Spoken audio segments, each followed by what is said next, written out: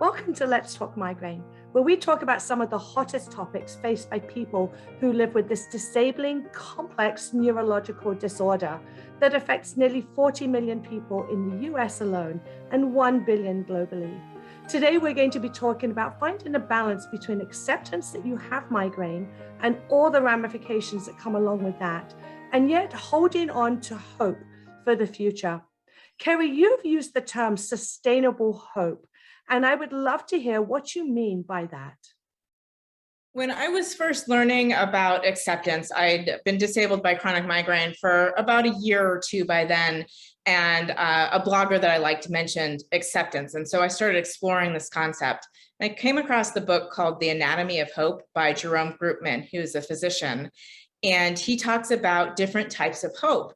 And that when people talk about hope, they're often, in his perspective, they're often talking about false hope, like hope everything's going to turn out okay.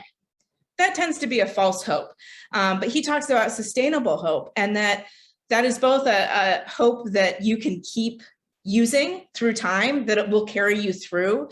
And to be sustainable, hope needs to be rooted in acceptance. You need to accept your situation if you're going to develop a hope that is actually realistic and will bolster you, rather than a false hope, which makes you feel really good in the moment, and then when it falls apart, you're crushed. So a sustainable hope kind of helps avoid that roller coaster.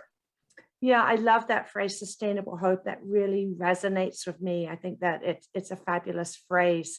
And I know that, Erin, you've talked about it from a slightly different perspective. You talk about migraine being a co-pilot in your life. What exactly do you mean by that? And how does that impact the way that you live with migraine? Sure.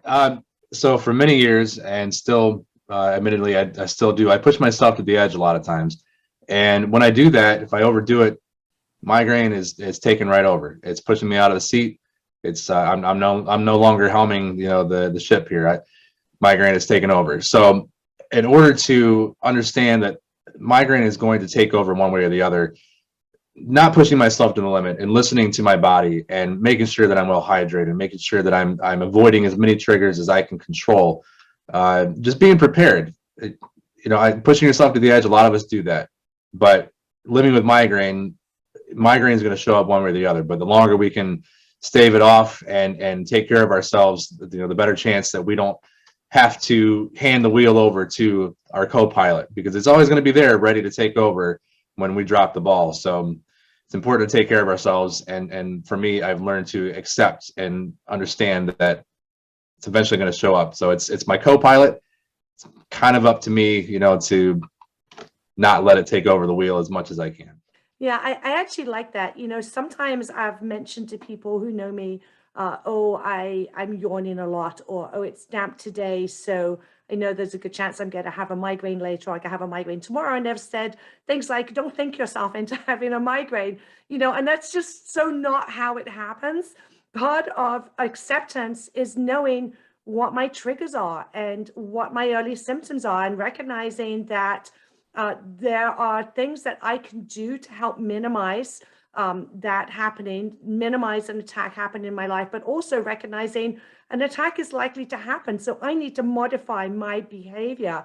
And I want to get to you, Angel, but I see you nodding, Carrie. So I know that, that kind of resonates with you as well, like that behavior modification when you see something coming, right? What really resonated with me was that thinking yourself into a migraine attack. I remember telling somebody, oh, I need to run this errand. I'm not sure I'm going to be able to because I think I have a migraine attack coming on. And they said, no, you're not, or no, you don't.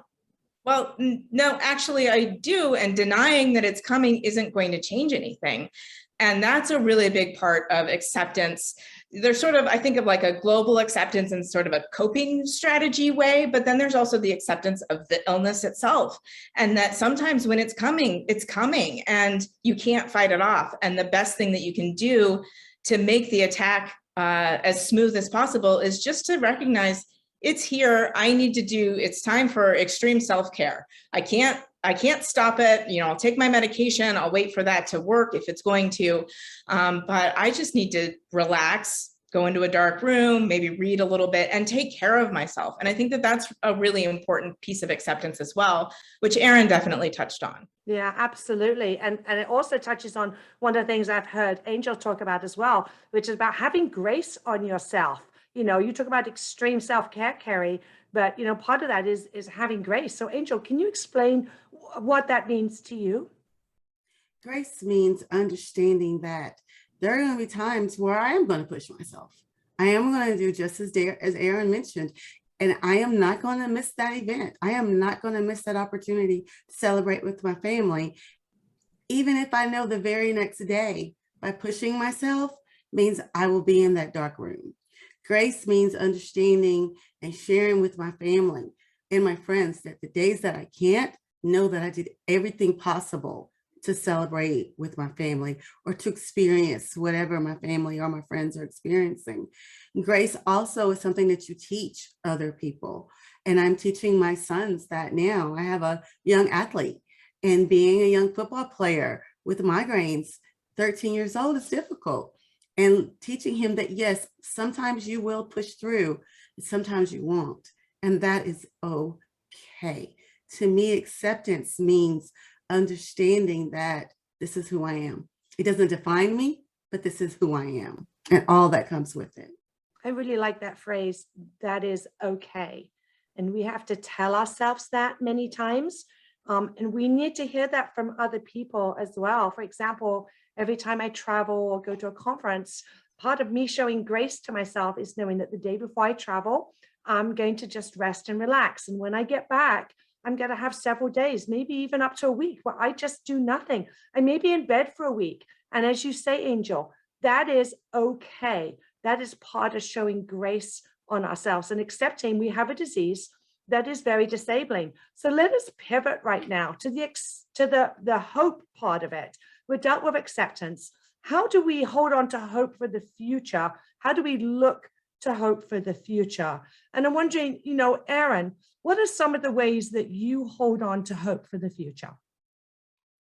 Well, there's been a lot of advancements and a lot more research in the migraine disease. So that gives me a lot of hope because we're kind of on the map now. You know, we're making a little bit of noise where, you know, there's a lot of other diseases out there that have had the spotlight, and, you know, rightfully so, but we're kind of left in the dark, so to speak. So I would say I'm hopeful because there's been a lot more research. There's been a lot more new developments in medication that a lot of people are having good success with. And, you know, my hope for the future is that I would love to see in my lifetime just migraine being totally treatable, you know, having an understanding of exactly what triggers it for everybody. And, you know, my hope for the future also is that my children will have that available to them as well, because I do have children that boys and girls that both suffer from migraine. And, you know, it's just, I want them to have better than what I've had. I don't want them to have to deal with the painful experiences and the questions and not knowing how to handle things. You know, I want them to have a better chance than I do. And I think we all, as parents, you know, want that for our children in every aspect. But, you know, when we see our children in pain, you know, it's a different kind of thing as a parent. So for me, my hope for the future is that there's going to be some kind of treatment for migraine that will treat everybody so that we understand what works for everybody. We're still in kind of a guessing game with that, an experimental process, but, you know, there's been a lot of treatments out there that have come out in recent years. There's a lot more research. You know, migraine is kind of taking the back seat to a lot of other diseases, but now, you know, we're on the map. And so that gives me a lot of hope for the future, for me and for my children too, because I have children, both boys and girls, that suffer from migraine. And as a parent, seeing your children suffer is just, it's devastating. So if that's something that my kids don't have to go through their adult lives, you know, that they'll have access to treatment that works for them, that's great. You know, Angel, I know you've got kids too. So if you want to touch on that topic. Yes, I think that I've gotten to a place with acceptance. I've suffered with chronic migraines for over 20 years. But when your children come to you and tell you, Mom, why am I in pain? That's where my hope lies. My hope is that there will be some type of medication, some type of treatment, so that my children don't suffer over 20, 30 years worth of pain. That is one of the reasons why I advocate for migraines, not for migraine treatment, not for myself as much. I know this is my life, but for my children, I don't want this life for them. Yeah, absolutely. I totally relate to that. As a mum of children with migraine, part of my hope is for them and obviously ultimately for my future grandchildren as well. So, Kerry, how do you hold on to hope for the future? It's interesting when you ask that, I realize that my hope for the future lies in the past, in how I've dealt with migraine. So I've had chronic migraine for 34 years now. It was first disabling nearly 20 years ago. And I can think about the cycles that I've been through. And one of the things that I tell myself when it gets really bad is, I've done this before, I can do it again. Or I have done the impossible, because I found a treatment that I never thought, I never thought I would find an effective treatment. And I found a treatment that was way more effective than I ever imagined, and it worked. And I credit myself for finding that treatment because it was because I did it. Like, my doctor had mentioned it, but it was so much research and work on my own to do it. And so another thing I think is, I've done the impossible, I can do it again. I love that. I think that's really great. You've done the impossible, you can do it again. I know that every time I feel that for myself, that I'm losing hope, I have friends who remind me of that. They remind me I've survived so much. I can look back at the past and it speaks to the future. I can keep on doing this. My friends also, they'll help me come up with ideas. They'll encourage me with what is in the clinical pipeline and all the research that is happening, all the changes that are happening. And if necessary, again, you can get a second opinion from a doctor, see if there's anything that you may have missed, something you may need to revisit. A lot of us have tried everything out there, or almost everything out there, but that doesn't mean that it's necessarily the end of the road for us. There is always new stuff coming out right now, and that's really exciting. So for some people, the term acceptance may not seem appropriate when dealing with a chronic disease, but acceptance doesn't mean giving up. What it does mean is accepting what you cannot change right now and releasing yourself to find ways to manage while never giving up on hope. So if you or a loved one lives with migraine disease, reach out to others who understand.